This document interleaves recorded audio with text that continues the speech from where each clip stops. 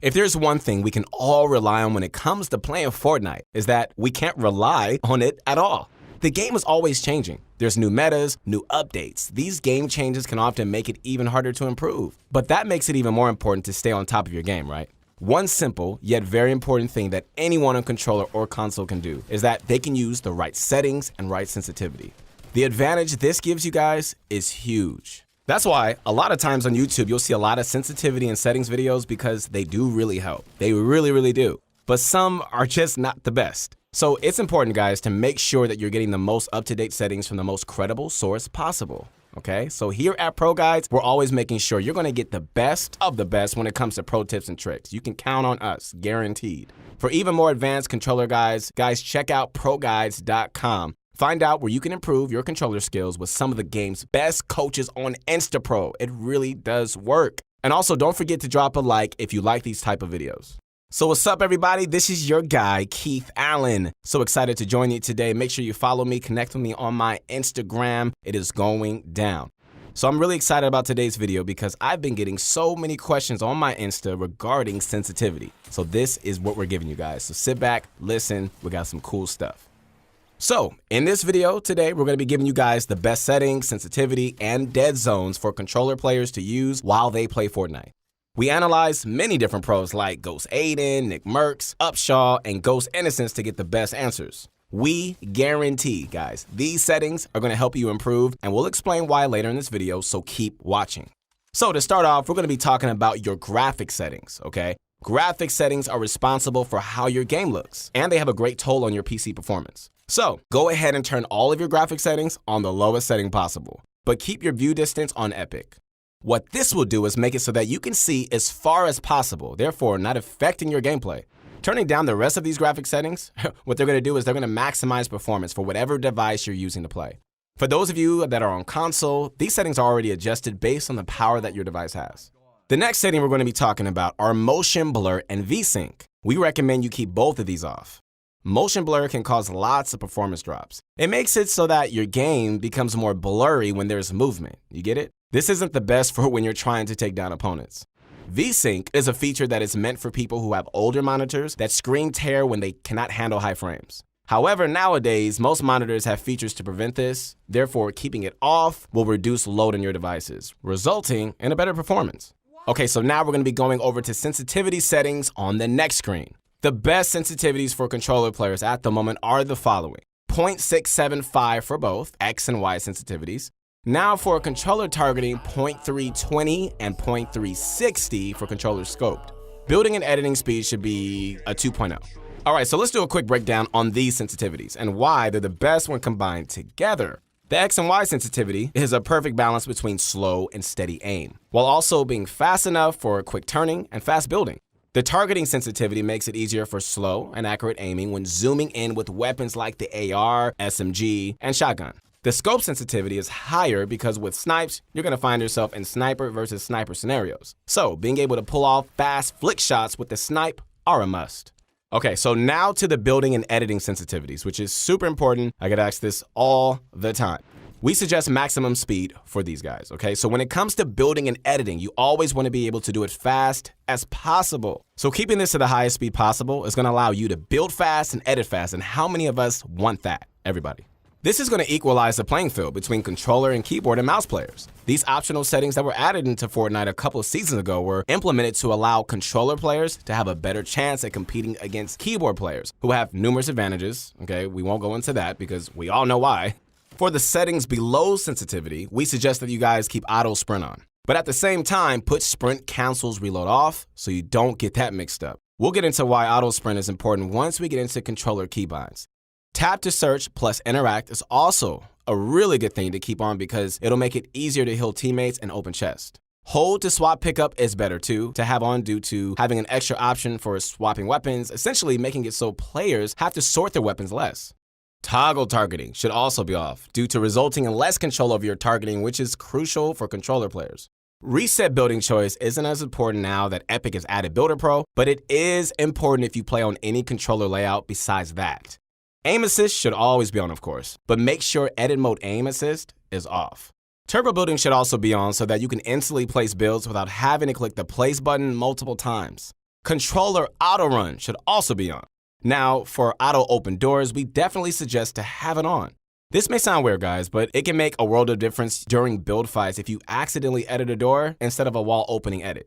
So for vibration, we suggest that you just keep it off because it's just a distraction that can affect your gameplay in crucial moments. If you are someone that has problems with their performance, we also suggest that you just turn off all replays to maximize FPS and overall power. All right, so moving on to brightness. This really just depends on your monitor settings and how bright you prefer your game to look. We suggest keeping it bright enough so that you can just see everything really well, but not to the point where it's so bright you have a white tint on your screen and you're like, what game am I playing? In audio settings, the only thing we suggest for you guys to change is the game chat quality setting to high to improve multiplayer game chat. For colorblind and accessibility options, there are a few different things that you guys can do to optimize the game for effectiveness. One of these is setting your colorblind mode to deuteranope and then on 5 to be able to see players better through the storm. Turning on visualized sound effects is another option, but of course, these are all up to how competitive you want to play. Some people just play better without colorblind settings because they personally can just see better without them. But hey, at the end of the day, it's a free country. It's all up to you. So, as we reach keybinds for a controller, we can start talking about some smart changes that you can make to get an advantage over other controller players who don't know these tricks. First and foremost, you want to set your keybinds to Building Pro and then customize them from there on. What we suggest is putting edit on your left analog stick click. This is going to allow you to edit without taking your right thumb off of the aiming joystick, allowing for more efficient editing. Since you've done this, what's going to happen to your sprint button? Good question. Well, that's where auto sprint comes in. Remember when we told you that we're going to talk about this later on in the video? Well, I'm glad you stayed on because now we're about to. Keeping auto sprint on allows you to take the sprint button off of your controller, which opens up an extra button for binding. So we also suggest putting your reset edit on right analog stick. Meanwhile, keep confirm on B or circle for PS4 players. This is going to allow you to double edit bind, which is a new way to edit much faster than ever before. Okay, so think of it this way, guys. If you have to click one button twice to do an action, when you can click 2 buttons simultaneously, you're going to essentially get a much faster edit. That's why many pros in the community have switched to double edit binds. Let's do this. Now, besides editing, what else should you change? Good question. We suggest binding an auto sprint to the unbound D-pad button that you have. This is just in case you ever need to auto run in order to do something else. Sometimes auto running can also be used to give your hands a break from long gaming sessions when you realize my hands don't work anymore. Especially if you're a player that plays claw.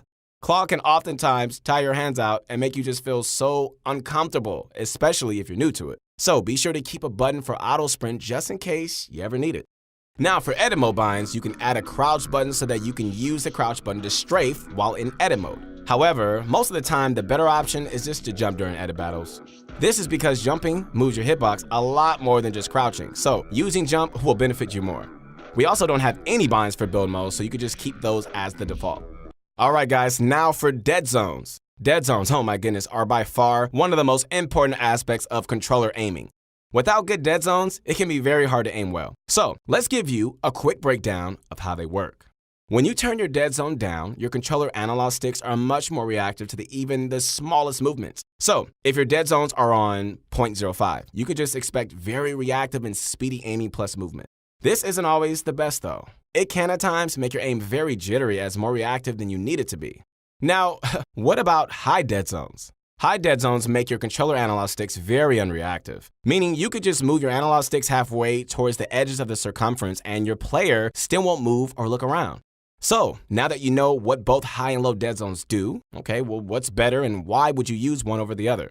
For some players, higher dead zones are necessary. This can be anything between 0.15 to 0.25. That's because their controllers have been overused and have developed an issue known as drift.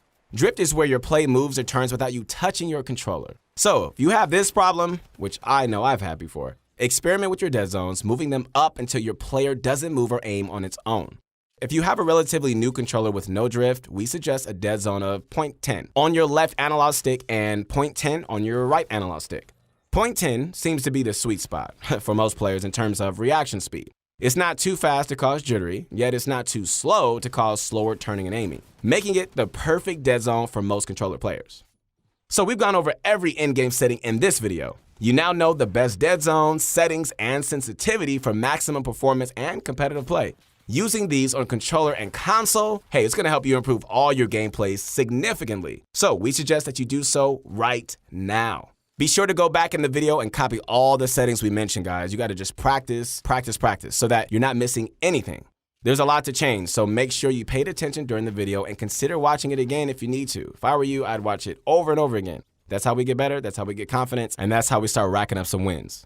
Hope you guys enjoyed this video. Once again, this is your guy, Keith Allen, and make sure to connect with me on my Instagram. Been enjoying all the conversations and the questions, man. Loving this community. Hey, let us know if we missed anything. And once again, thanks for watching. We really appreciate all the support, and we'll see you next time.